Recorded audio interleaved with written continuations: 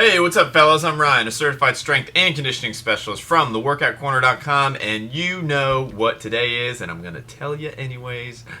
It is a great, great day for working out and getting in shape and answering some of your questions. That's exactly what I do here every Monday. I pick the top 3 questions from the comment box below. Winner of the best question asked gets free access to my 80/20 course, where I teach you the core principles you need to know to get real workout results. So let's jump into our first question.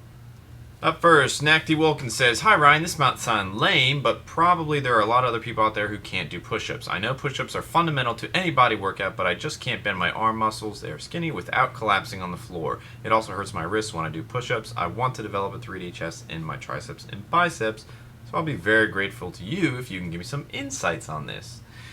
Great question. So, first of all, it's good that you're looking for ways to improve yourself. So don't feel that, oh, because I can't do push-ups, that working out is not for me and I can't get in shape. That's not true. We all have to start somewhere, and where you're starting does not matter. It's where you end up, and where you continue to progress is what matters if you stay in the game and stay in the journey. So props to you for that. That being said, if you're having trouble doing regular push-ups, all we got to do is just work our way up. And to do that, you can start off by doing wall push-ups, and that's where you're standing against the wall, and it's a lot less stress on your body, so that's something that you can work your way up to the next step, which would be push-ups where instead of being on your toes, you start off on your knees. And that helps take a lot of the weight off your body, so again, that you can work your way up to a full push-up.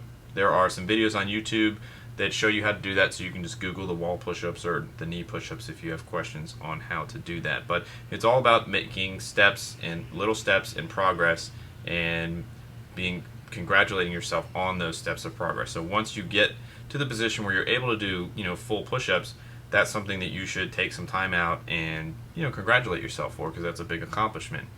In terms of your wrists, when you're doing push-ups on the ground, you can grab some push-up bars. Those can help possibly take some of the stress off your wrist as well. All right, hope that helps. I'm Perfection says, "I've started this workout routine, and I find the greater the weight, the more I struggle with my form. Is it more important to use a higher weight to force your muscles to grow, or is it more important to maintain form and feel that stretch a little more? Thanks, Ryan." Great question. And the answer is, you definitely want to focus on our form, not only from the standpoint of forcing your muscles to grow better, but also just from safety reasons, because working out is not a destination, it's a journey, and so we always want to be working out in some form or fashion. And if we are using a lot of improper form with heavy weight on there, that's just a quick way to burn out your joints or to tear a muscle or hurt a tendon, and that's going to really put a damper on your workout progress. So it's absolutely, I would strongly encourage and hope that you focus on your form over weight. Whenever I'm doing a new exercise or starting a new routine and I'm not sure what weight that I'm starting with, because you always want to be using a workout log, check out that video if you haven't already.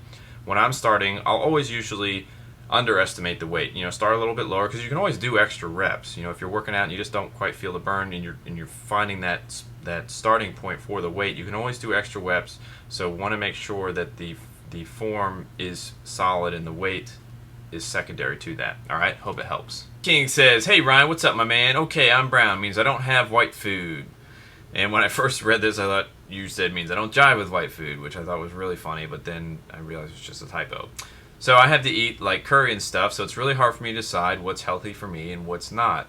What do you recommend I should do? All right, good question. And that's what's really cool about YouTube, is like these videos are going all around the world. I think that's so neat. And so obviously some foods I may talk about or I may recommend may not be directly available in your area. And so there are a couple things you can do. First, obviously, is you should be very familiar with and comfortable with Google or some other search engine, and just search and find what people in your area are recommending or what they're eating, because that's a good place to start. Also, there's just some principles that you can keep in the back of your mind, or some guidelines, and one is, obviously anything fried, we want to stay away from that. If it's from the ground, fruits and vegetables and beans and that sort of thing, those are generally good places to start, healthy places to start, assuming that they're not, again, layered in sugar or fried or something to that extent. And then finally, we can go a step deeper and skip the food itself and go down to the nutrient level, and that is something that will kind of spread throughout any country, as far as looking at how many calories that you're about to eat, and also the macronutrients, right? The fat, the proteins, and the carbohydrates. Those are what I call the 3 dials, and they are good ways to kind of evaluate and gauge, is this, in terms of trying to eat healthy food, is this a good choice to make?